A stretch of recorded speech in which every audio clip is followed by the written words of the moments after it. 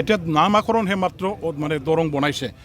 আগতো আমি মংগলদৈ সমষ্টিৰ লগত আমাৰ এই অঞ্চলবিলাক সাঙুৰি লৈ পেলাই সমষ্টি নিৰ্ধাৰণ কৰাটো আমি পাইছিলোঁ। এইবাৰো ঠিক তেনেকৈ নতুন নামেৰে তেখেতসকলে দৰং সমষ্টি হিচাপে গঠন কৰি দিছে, য'ত নেকি আমাৰ BTC অঞ্চলৰ 6টা এছেম্বলি সমষ্টিটো তেওঁলোকে সংযোগ কৰিছে।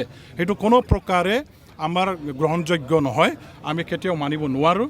6 শিডিউল এলেকাৰ আমাৰ এই অঞ্চলৰ ৰাজনৈতিক অধিকাৰ দিয়াৰ স্বাৰ্থত যিহেতু এটা অট'নমাছ কাউন্সিল গঠন কৰি দিছে, ৰাজনৈতিকভাৱে সুৰক্ষা দিয়াৰ কাৰণে, অঞ্চলৰ সামগ্ৰিক উন্নয়নৰ কাৰণে, এই অঞ্চলৰ ৰাইজৰ মানে স্বাৰ্থৰ কাৰণে অসম চৰকাৰ, ভাৰত চৰকাৰে BLTৰ লগত চুক্তি কৰি পেলাই 6 শিডিউলৰ আধাৰত যেহেতু অঞ্চলখন গঠন কৰি দিছে, গতিকে ৰাজনৈতিক এই অঞ্চলৰ ৰাইজৰ সুৰক্ষা দিয়াৰ স্বাৰ্থতে কোকৰাঝাৰৰ লগতে ওদালগুৰি পাৰ্লিমেণ্টাৰী সমষ্টি গঠন কৰি দিব লাগে, পুনৰ বিচাৰ কৰিব লাগে। পুনৰ গঠনৰ কাৰণে মানে গভৰ্ণমেণ্টৰ ফালৰ পৰাও আৰু নিৰ্বাচনী আয়োগৰ পৰাও তেখেতসকলে এটা পদক্ষেপ ল'ব লাগে। ইয়াৰে দাবী জনাই আজি আমি কৰিছোঁ।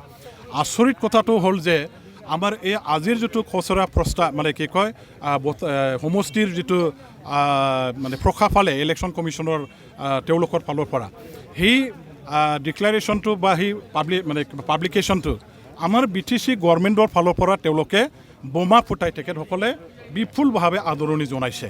মনত ৰখা উচিত, তেখেতসকলে ৰখাটো উচিত আছিল যে 2007 চনত যেতিয়া গঠন কৰিছিল তেতিয়া ওদালগুৰি নামেৰে এটা লোকসভা পাৰ্লিমেণ্টাৰী সমষ্টি BTC অঞ্চলত কোকৰাঝাৰৰ লগতে একেলগে আছিলে, আৰু এই এটা সমষ্টি নাইকিয়া কৰি পেলাই BTC অঞ্চলৰ ৰাইজৰ ৰাজনৈতিক অধিকাৰ হনন কৰি ইলেকশ্যন কমিশ্যনৰ পৰা যিটো এই খচৰা প্ৰস্তাৱ মানে কিটো বতাৰ আমাৰ এই সমষ্টিটো যিটো ঘোষণা কৰিলে, সেইটো আদৰণি জনোৱা, সেইটো আচৰিতজনক ঘটনা। আৰু সেইটো এটা মানে ভাবিব লগা কথা হৈ আছে যে ইলেকশ্যন কমিশ্যনৰ পৰা তেখেতসকলে আমাৰ অঞ্চলত আহি পেলাই সমষ্টিখন তেওঁলোকে নিৰ্ধাৰণ কৰিবৰ কাৰণে আচলতে গ্ৰাউণ্ড লেভেলত তেওঁলোকে কাম কৰিবলৈ অহা নাই।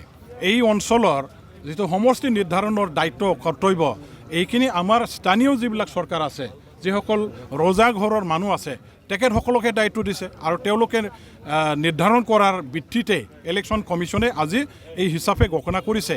সেই কথাটো মনত ৰাখিব লাগিছিল যে BTC অথৰিটিয়ে তেখেতসকলে BTC অঞ্চলৰ নাগৰিকৰ ৰাজনৈতিক অধিকাৰ দিয়াৰ স্বাৰ্থত, সুৰক্ষা দিয়াৰ স্বাৰ্থত আমাৰ কোকৰাঝাৰৰ লগতে ওদালগুৰি সমষ্টিও গঠন কৰিব লাগিছিল।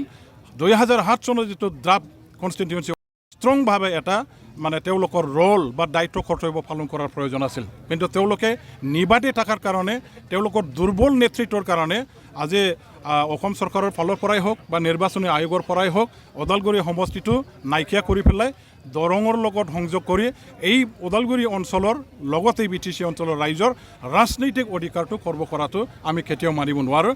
গতিকে অসম চৰকাৰ আৰু নিৰ্বাচনী আয়োগ তেখেতসকলে যৌথভাৱে ওদালগুৰি সমষ্টি পুনৰ গঠন কৰিবৰ কাৰণে, পুনৰ নিৰ্ধাৰণ কৰিবৰ কাৰণে সোনকালে ব্যৱস্থা ল'ব লাগে। পুনৰ তেখেতসকলে মানে ৰিডিজাইন কৰিব লাগে, ৰিড্ৰয়িং কৰিব লাগে। ইয়াৰ কাৰণে আজি আমি দাবী জনাইছোঁ।